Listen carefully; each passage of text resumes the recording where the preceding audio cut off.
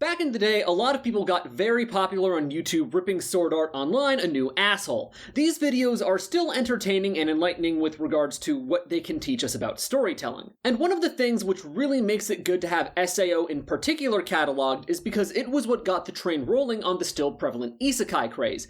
Given the lineup next season, it's feeling particularly relevant. From an anime historian's perspective, it's something which is important to have cataloged, but from that point on, so many bad isekais got released that it's kind of hard to have a record on the inner workings of all of them. I think it'd be nice to have a few more of these deep dives floating around, especially for the more interesting examples.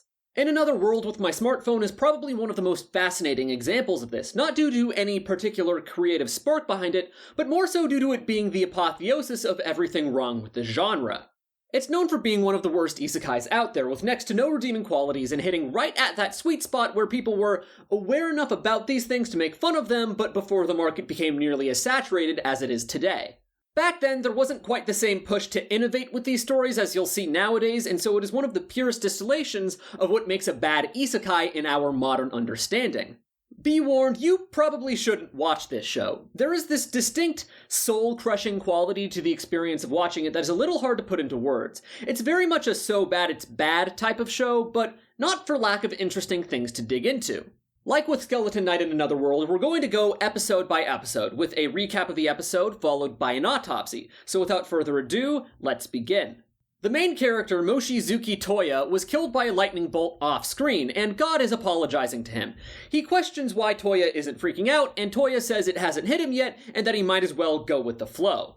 He thinks back to what his grandfather said to him about always forgiving others for their mistakes. The god offers to reincarnate him in another world, but with a boon of his choice. Toya asks to still be able to use his smartphone. God also throws in an affinity for magic as a bonus. Theme song. Our hero wakes up near a road and decides to follow it. God calls him on his phone to check in and explains that it is a map for this world. A carriage runs by and the person in it stops to get out. He buys the main character's otherworldly clothes off of him for a handsome sum, in addition to replacing his clothes. The man points him towards an inn. Toya walks in on a confrontation between two cute girls and two thugs. The girls got their client a glass antler on commission, but are getting underpaid because it has a scratch. She demands to undo the trade, he refuses, and then the main character offers to buy it from them for the original price. The girl agrees, Toya breaks the antler with a pebble, and one of the thugs tries to stab him. Because he got given improved physical prowess by God, he kicks the ass of the thug. The girls take down the other thug. The girls introduce themselves. The older sister with long hair is Elise, and the younger sister with short hair is Lynn. They go to the inn together. They check in, and the receptionist teases Elise about having found a man. They talk about joining the guild instead of taking freelance jobs all the time. Toya asks if he can join them. At night, he reads up on news from the original world and ruminates about his situation. They go to the guild and look for jobs to take. Toya can't read this world's written script, despite understanding their spoken word. They take a job to hunt some horned wolves, and they buy him a sword. They go out and hunt the wolves. They kill an extra wolf, so he takes its horn as a memento. Elise comments on how they make a good party. Toya asks to be tutored in how to read and write. Elise recommends Lynn because Lynn is a gifted kid who reads a lot, and then he also asks for help learning magic. It's explained that what types of magic you can use are determined by aptitudes, which you are born with. Toya has aptitudes for all 6 elements, which makes him unique, and also he's abnormally good at all of them. There's also a 7th type of magic, null magic, which is for miscellaneous spells. Elise is apparently only able to overpower men because she can buff herself with it. Everyone has a different type of null magic they can use. Toya's null magic allows him to cast Gate, a spell which was said twice before to be immensely rare. He now has fast travel. The girls gush over how cool he is for a bit, and he thinks about how weird it is to get praised for powers he got gifted by a god. Some girl at a cafe asks for their advice on ways to improve their menu. Toya then introduces this world to ice cream, using his smartphone to show them instructions. They gush over how wonderful it is. End of episode 1. So there's a lot to talk about, but the thing I want to start with is the characterization of the protagonist, or rather, the lack thereof. When he's first introduced, it's incredibly apparent that this character is supposed to be a self-insert. We're in a scene that we, who've watched many isekais, are familiar with, when the hero is given their special boon. We, the audience, are not shocked by this, and so the protagonist is not shocked by it either. The author comes up with a dry excuse for him to not act up and have it make sense in universe, that way we can keep the scene going. Toya is a very passive character, one who merely lets the story happen to him.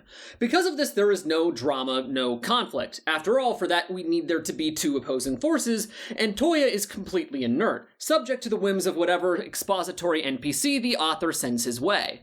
This all changes when we get to the fight in the alleyway. The once passive protagonist now takes control of the situation. Not only that, but he does so with style and some amount of sass. This itself is a whole heroic archetype, right? Someone cocky and competent enough to not just solve a situation, but to do so in a way that's kind of cheeky. A character like this is assertive, but more importantly than that, he needs to be a hero with strong opinions on things. To come up with a sassy plan like offering to buy the antler so that you have the right to smash it during an attack requires you to have a strong opinion on what justice entails and on the value of labor. You need to think that what they did was worth the 1 gold and that this was a correct way of rectifying the situation. This is not a passive protagonist. It's the protagonist that the scene needed in order to engage in wish fulfillment. What we have here is an author who doesn't ask what their protagonist would do and then tries to fit that into the narrative. They start with a precise narrative that they want and work backwards from there to create the protagonist post hoc. When he befriends Elise and Lynn, he goes back to being mostly reactive, sitting back as he gets exposition dumped all while accepting constant praise. The next time he needs to do something which feels like it's at all a result of his character rather than him just being dragged around by Elise, it's just him fulfilling a request most people would do in his situation. The core result is a story where nothing has any meaning beyond the surface level. When he helps people with his knowledge of ice cream, it does establish a way in which his smartphone is useful, but it also doesn't hold any personal meaning for him. There isn't a way in which he made up for a past mistake or proved a past cynical belief of his wrong or a way that he affirmed something he believed in. He needs to have character traits for something like that. What we're left with is less of a show and more of a sad pantomime of one. Shows have surface level details, characters, events, dialogue, and so on. But all of this, when strung together, ideally gets across something deeper. Depth can be a message, emotional complexity, interesting twists that catch you off guard, something to think about, symbolism, or any number of other things. But this show tries at none of that. It is, in a sense, hollow. Our brains go through the motions of interpreting a show which seems to take itself seriously, only for nothing to come out the other end. It's all of the calories, with none of the flavor. In comparison to its characterization, its world building seems somewhat competent. This world is not interesting nor is it fun, but it is there. There are things that are done with it. They discuss null magic in the gate spell, and then the protagonist uses the gate spell with null magic. There are a lot of moments like this, stuff which would not be worth mentioning in any other show, but that kind of serve as the highlights here. One of the oddest, though, is the detail that Elise can only be a brawler because she buffs herself with magic. In a way, this is actually really cool. If that was something I was confused about, then realizing that this thing we've been learning about, null magic, is the solution to that mystery would be a cool reveal. It would bring me into the world, make me more interested in all the things null magic could do, and make me appreciate her fight scenes more.